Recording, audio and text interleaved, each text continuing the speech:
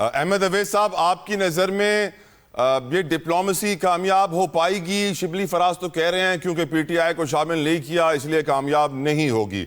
How do you see the situation Ahmad Awais साहब? बिस्मिल्लाहिर्रहमानिर्रहीम। देखिए, ये डिप्लोमेसी जो है अल्लाह करे कि कामयाब हो। हमारी तो ये दुआ है कि क्योंकि हालात जिस किस्म के हैं वहाँ पे ये इसकी कामयाबी इंतहाई ज़रूरी है। लेकिन जिस तरह की टीम बनाई गई है मुझे बहुत कम उम्मीद है, क्योंकि इसमें कोई ऐसा एक्सपर्ट भी नहीं है और फिर सबसे बड़ी पार्टी को इग्नोर किया गया है। और आज शिबली फराज साहब ने फ्लोर ऑफ द हाउस के ऊपर ये बात की है और इस बात का इंदिया भी दिया है कि यह हमारे टीम में से किसी को जो है नामजद भी टीम में करना चाहिए था किसी मेंबर को। तो उसका मतलब था कि वो जाने को तैयार थे साहब, लेकिन ये पता नहीं किस खौफ में मुब्तला हैं और क्यों ऐसा करते हैं। तो इसलिए कौसर काज़मी साहब की ये बात तो अच्छी है कि ये उनकी ब्लंडर उन्होंने की है, और लेकिन ऐसी तो खैर ये तो बहुत उनके लिहाज से तो हुकूमत अहले हुकूमत के लिहाज से तो शायद बहुत छोटी सी ये ब्लंडर होगी। बहुत बड़ी बड़ी ब्लंडर्स हैं अपनी जगह पर।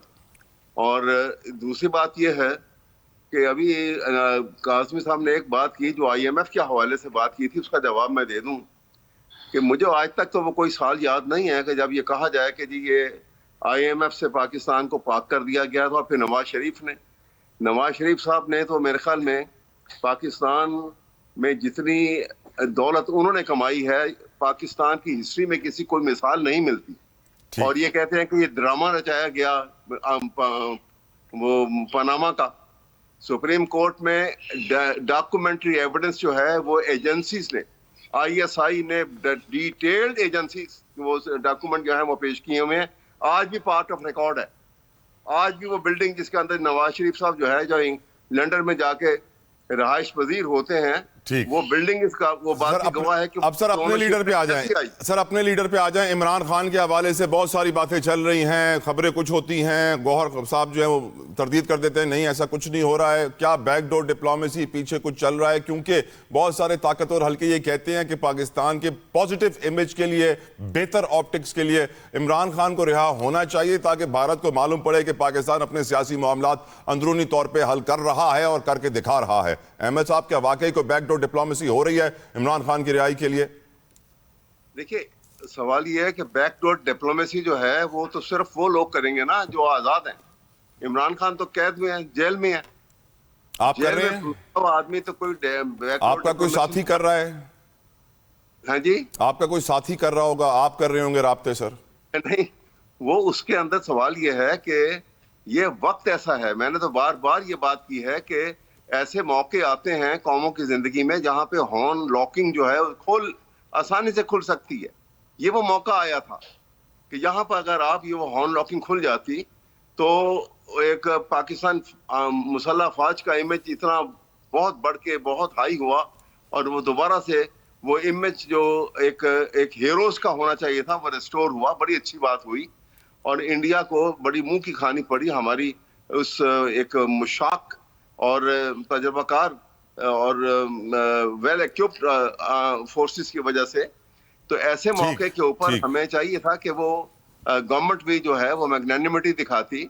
चलो कम से कम अगर इमरान खान को भी एकदम नहीं इन्होंने रिहा करना था तो वो बेचारे जो 2-2 साल से बगैर किसी ट्रायल के, बगैर किसी सजा के जेल के अंदर बैठे हुए हैं, उनको ही रिहा कर छोड़ते।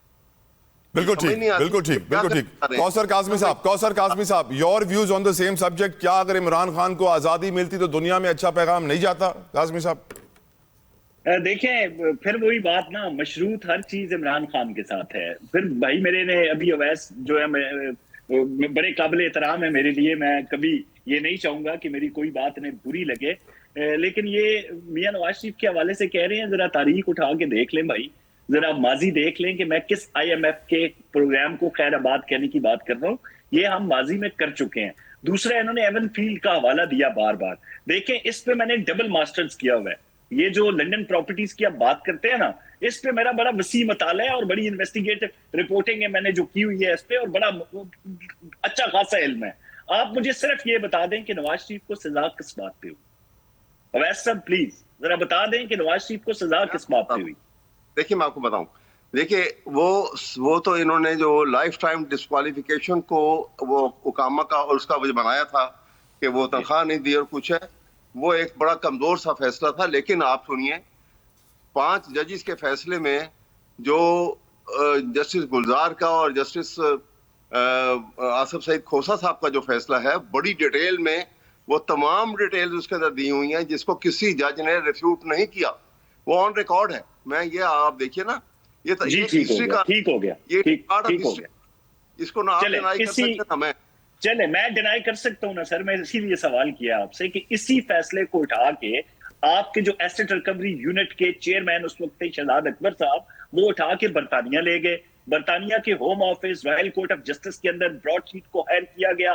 वो कावे मूसवी, वो सारे मामलात भी आपके सामने है और कौम भी जानती है। जब यही मामला बरतानवी कोर्ट्स के अंदर जाता है, वहां पे क्लीन चिट मिलती है, हसन नवाज को क्लीन चिट मिलती है, शहबाज शरीफ को क्लीन चिट मिलती है, शरीफ खानदान के बाकी अफराद को। या तो फिर ये कह दें कि वहां के जजेस बिक चुके थे, या वहां पे किसी और की इन्फ्लुएंस थी, या पाकिस्तानी इदारों ने जाके बरतानवी कोर्ट्स को यरगमाल बना लिया था। अब जब मोतबर तरीन इदारों ने इस हवाले से क्लीन चिट दे दी है, तो मेरे ख्याल में हमें थोड़ा सा अपने जो बयान थे, जो बातें थी, उसमें माफी मांग लेनी चाहिए कौम से। जी बिल्कुल, मैं आपकी बात काट रहा हूं, लेकिन सुनिए, बिल्कुल आप जो बात कर रहे हैं ना, इसको मैं इस वक्त बिल्कुल कोई कंट्रोवर्सी नहीं बनाना चाहते। मैं तो बारहा कहता हूं, बार बार कह चुका हूं कि हमें आगे को देखना है, माजी को बुलाना है। ये क्योंकि आपने बात कर दी तो मेरे मुंह से भी ये बात निकली। ये बात छोड़िए, हमें आगे को देखना है कि इस वक्त जो है पॉलिसी मेकिंग के लिए पाकिस्तान को किस तरह आगे लेके चलना है और कहां मंदोखेल साहब को मौका दें इसके ऊपर। एक मिनट बचा है ब्रेक में। मंदोखेल साहब, क्या इमरान खान के लिए अब कुछ हालात नरम होने चाहिए, बेहतरी आनी चाहिए, specially for optics and Pakistan positive image? Mandokhel साहब, देखिए, मैं तो पहले ही तजवीज दे चुका हूं कि अहमद ओवैस साहब को पता है कानून, पेरोल का कानून मौजूद है, जहां माँ बाप की डेथ के ऊपर मुलजिम को रिहाई देती है। मैं समझ रहा हूँ सलामती कमेटी का एक मीटिंग बुला के और इमरान खान साहब को 2-4 दिन के लिए पेरोल पे रिहा करके और वहां सिर्फ पाकिस्तान की बात करना चाहिए, अपने मुकदमात की नहीं। तो मैं ये समझ रहा हूँ कि माजी में भी नवाज शरीफ साहब को सजा हुई है, हमारे साथ भी इस तरह हुआ है। तो मैं ये समझ रहा हूँ कि अगर इमरान खान साहब ने आज भी रियलाइज किया है, और यकीनन क्या होगा, क्योंकि एज ए वकील मुझे पता है क्लाइंट जो एक दिन भी जेल में होता है तो बड़ा बुरा गुजरता है। जतोई साहब, 5 स्टार होटल में अगर खुदा न खास्ता आपको मैं बंद रखूं तो आप 5 दिन भी नहीं गुजार सकेंगे, जेल तो जेल है। तो मैं ये समझ रहा हूँ कि अगर इमरान खान आज भी इस चीज को रियलाइज करे कि वाकई इस तरह गलतियां हुई है, तो उसको मैं ये समझ रहा हूँ कि उसके ऊपर नजरसानी हुकूमत को करनी चाहिए। लेकिन शर्त ये है कि आज भी अगर इनके कारकुनान, आज भी इनके लोग, लेकिन मुझे इस बात की खुशी है और मैं आपको बात बता दूं कि ये जंग और जियो का हेडलाइन 2 दिन पहले गुजर चुका है कि इमरान खान साहब ने गौहर खान को इख्तियार दिया है कि आप हुकूमत से मुज़ाकरात करें और किसी को मत बताइए।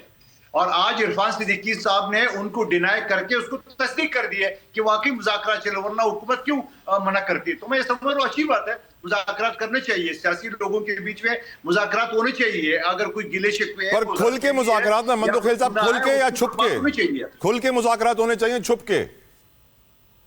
अगर खुल के कर ले फिर आप लोग तमाशा बना लेंगे मीडिया वाले, चुप के ज्यादा बेहतर है ताकि कोई कंक्लूजन की तरफ चले जाए।